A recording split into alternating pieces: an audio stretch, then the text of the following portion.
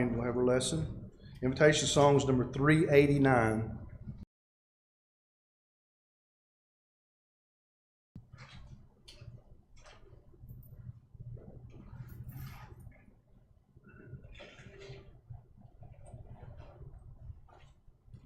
I know the Lord will find a way for me. I know the Lord will find a way for me.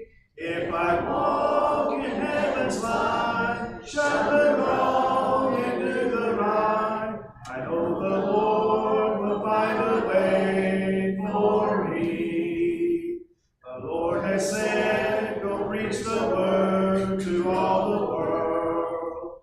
The Lord has said, go preach the word to all the world. If I walk in heaven's light, shun the wrong and do the right, I know the Lord will find a way for me. Only it be glad to hear him say, well done. Only it be glad to hear him say, well done.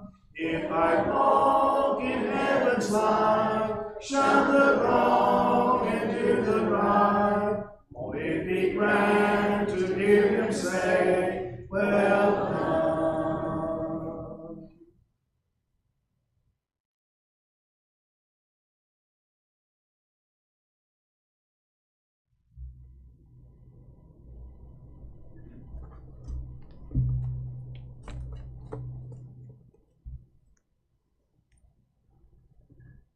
Life in the meantime. In Robert's prayer, we talked about time. We're going to talk about time tonight. This lesson looks at life not from the occasional mountain peak or moments or the dark valley days, but those long stretches of in the meantime periods where too often tends to lose our worry. We all have these highs and low points in our life, moments when everything seems to come together to make us feel truly joyfully, or events that crush us to the point that where we'd rather not exist. An example I would have to use would be when I lost my 6-year-old son. Gregory Dwayne was his name. Killed in a car wreck along with me and Stevie's grandmother. His sudden death caused a hurt that's so deep inside that it seemed like part of me was lost forever. But this event marked one of the lowest points of my life. But I had 2 other babies and I had a responsibility, and I think God planned it that way, that I had that responsibility, plus my wife, to grab myself by the bootstraps and stand up and be a father. Of course, I could go over several high points that brought gladness and great excitement in my life. I think the day that I married Paula and the birth of my grandchildren was a good example. Both those grandchildren have graduated from college, got master's degrees, got good jobs. And we had a big wedding. The daughter, I learned a few things. I learned what view the bride was. They kept telling me, you got to view the bride, and I had no idea. So they got me and took me down to the chapel, and they made me blindfolded. And I went in the chapel, went off the side, and they said, okay, take your blindfold off. And there she was in her wedding dress. It was exciting for sure. It is. And I'm happy to say that I've had more highs probably than lows. But my point, what I hope tonight to make, is moments like this come to everyone in some form or other. But thankfully, most of our lives are separated by long stretches of what I'm calling in the meantime period or moment. I suppose we would like to have nothing but mountain peaks experiences, but real life is not like Hollywood. You know, Hollywood Everything's packed into action, packed in, and everything comes out with a happy ending on the end. Most of our lives are spent on the rather flat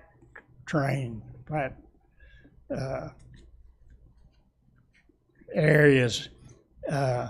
In the meantime, moments we're simply taking care of life's daily affairs until the next big high or low comes our way. We might say taking care of business. Since the Bible is a composite of various episodes in people's lives, the writer usually provides us with either a burning bush like moment or a deep in the valley type events in the lives of Bible characters that we read about. But they, like us, probably had a lot of in the meantime moments in their long lives. I think a good example would have been that of Jesus. We read of Jesus' many miracles and teaching periods, but most of the actual time was spent, you think about it, walking. It was probably close to 100 miles between Galilee and around Jerusalem where he conducted most of his work. You thought about walking 100 miles? That's like walking to Little Rock, you're talking about. And so there was time in the meantime to do that. He had many of these days and weeks, I'm sure, between the highs and lows moments during his 3 years of public ministry. With this in mind, I'd like to examine the spiritual life that we experience, not when we're on a spiritual high or brought low by trials and temptations, but the spiritual life that God gives us between these points, in between. In other words, our spiritual life in the meantime.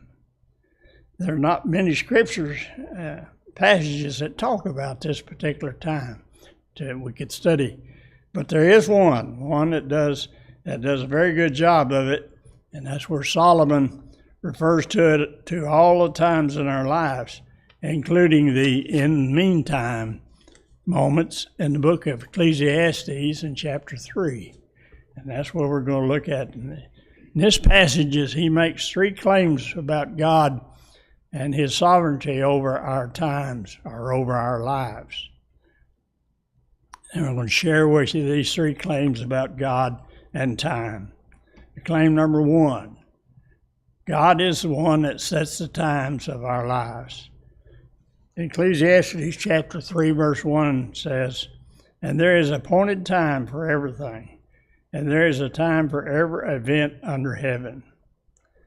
And note that Solomon says that there's an appointed time, and he's not just talking about stuff happens. You can imagine him saying stuff happens.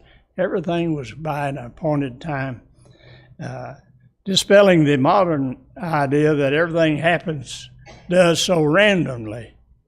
Note also that if there was an appointed time, think about that, if there is appointed time, then there must be also somebody who appoints the time. If you look at that original Hebrew word for appointment, also means to fix. So somebody had to fix everything. And that somebody is God.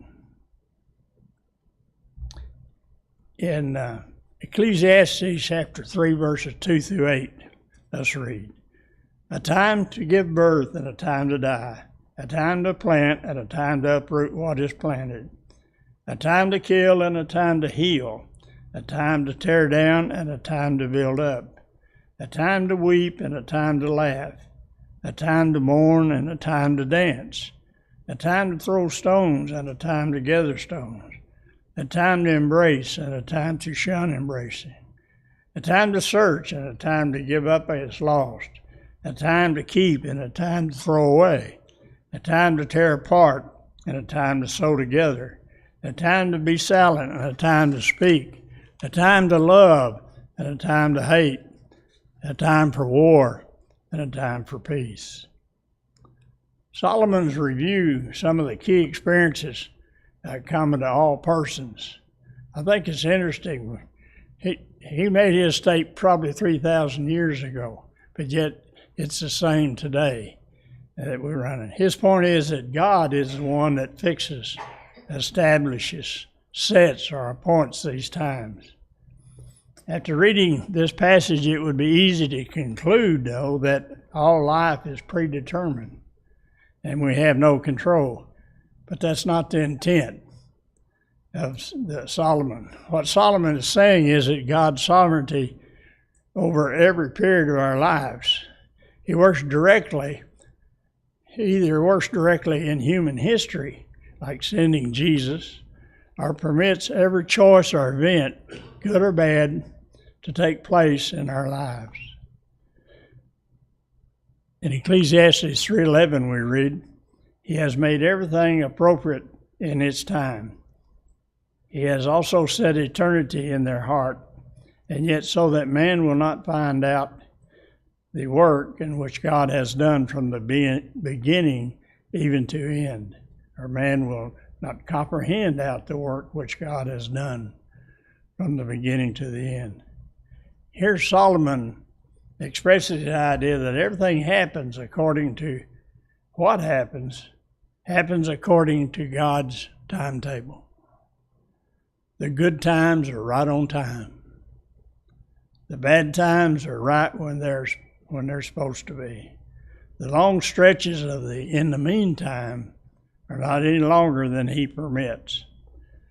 In 16 and 17, that same chapter we read, "Furthermore, I have seen under the sun that in the place of justice there is wickedness, and in the place of righteousness there is wickedness. I said to myself, God will judge both the righteous man and the wicked man. For a time for every matter and for every deed is there." 3:16 and 17. Because he is sovereign over every time, God will judge all of the time we have spent, whether it be much or little or low or all the in-between time we have experienced. This means that whether we're on the mountain top or in the valley or simply in the meantime, God is always aware of where we are, since where we've been, where we're going. He has set all of the times of our lives, and he is aware of them and when they are. We have some people that, mainly for lack of faith, will say that God has forgot him or God has lost him, everything. But they say that due to lack of faith, and claim too, God set all of the times of our lives. If we go back to chapter 3 and verse 1 and 8, we know that Solomon covers the key moments of the entire lifetime, a time to be born and a time to die, and so forth. We often think that God sends the good and the devil sends the bad. But listen what Solomon says in chapter 7, verse 14. "In the day of prosperity be happy. In the day of adversary consider God has made one as well as the other, so that man will not discover anything that will be after him." A good example of this, I think, is Job. That study we had here of Job, I learned more about Job than in my lifetime. It was really a good study. But it's a good example of one who learned his lesson, and that was Job. Job was happy, he was wealthy, he was righteous, recognized that all his blessings he had came from God. And when adversary came, he didn't stop believing in God, but he did question God's justice in allowing his suffer. I think he said kind of like, hold on, wait just a minute. These adversaries are not planned. Job knew that God was ultimately responsible for the good and the bad and pertaining both to happen. His problem was that he doubted God's wisdom in fixing time for his suffering in his life. He thought God's timing was off and maybe unfair. Otherwise, he thought God's timing was off. In the end, he learned that God's wisdom and power were so far beyond his own that to question these was a sign of foolishness, ignorance, and pride. No matter how high or low or how long the in the meantime periods last, recognize that God is the one who has the fix on the height, on the depth, as well as the length of that time.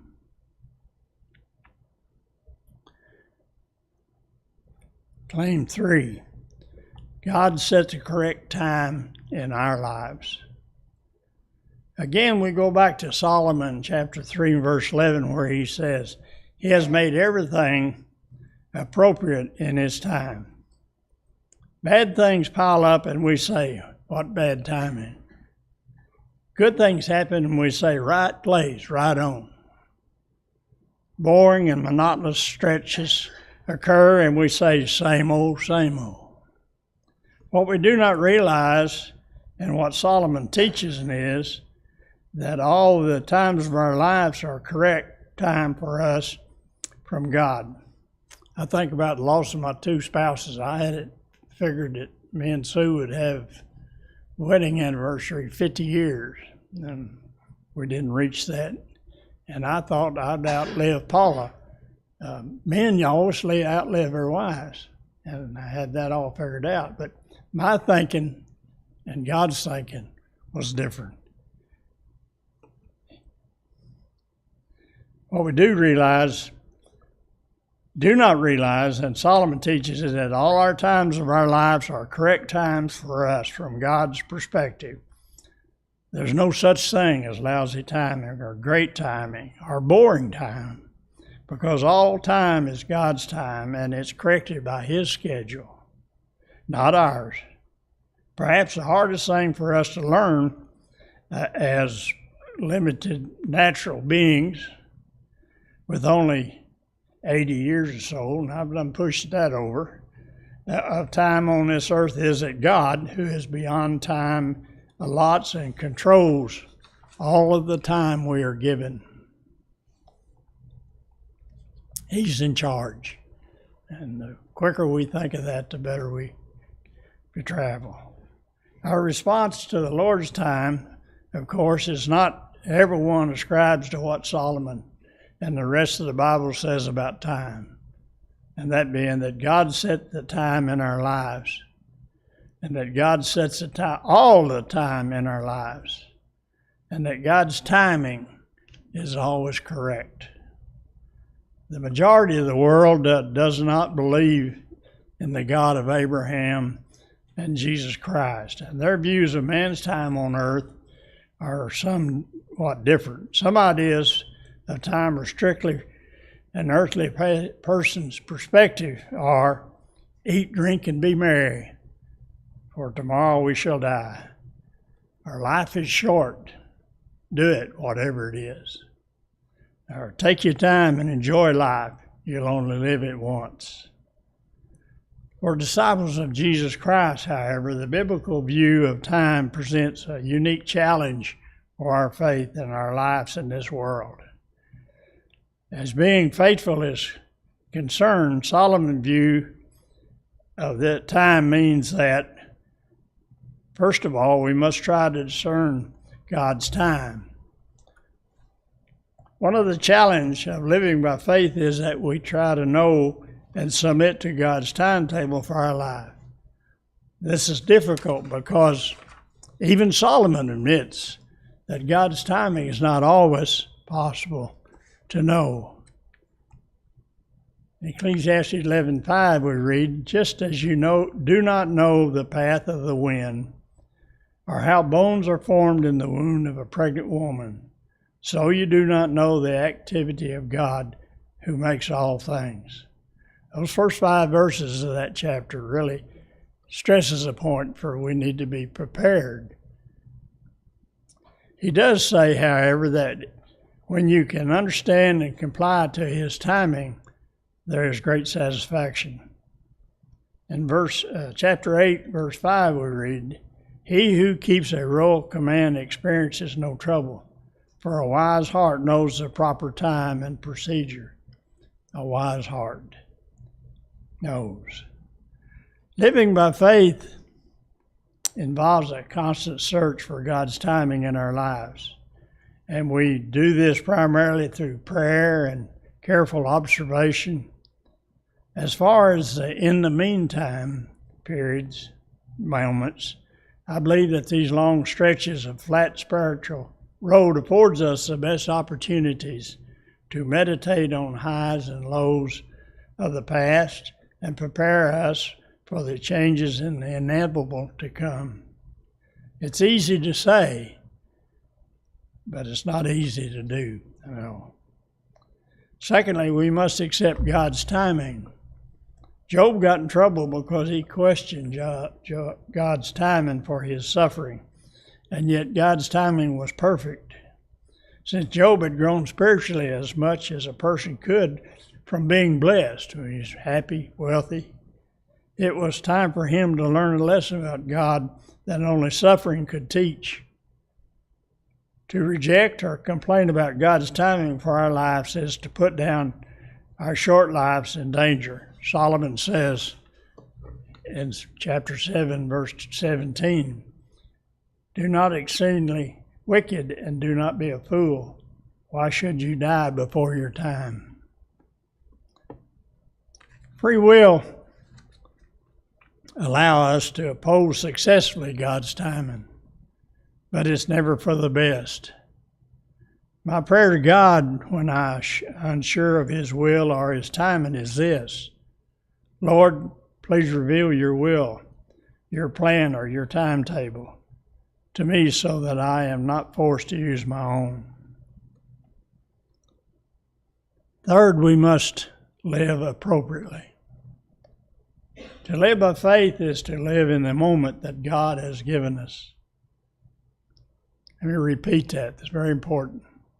To live by faith is to live in the moment that God has given us. Solomon explains this in chapter 3, verse 2 through 8, as we read, where he says that there is a time to mourn, a time to laugh, so forth. Living by faith is accepting God's timing and mourn when it's time, and speak when it's time, build when it's time, and when time comes, leave this world. We can do this because our faith in God.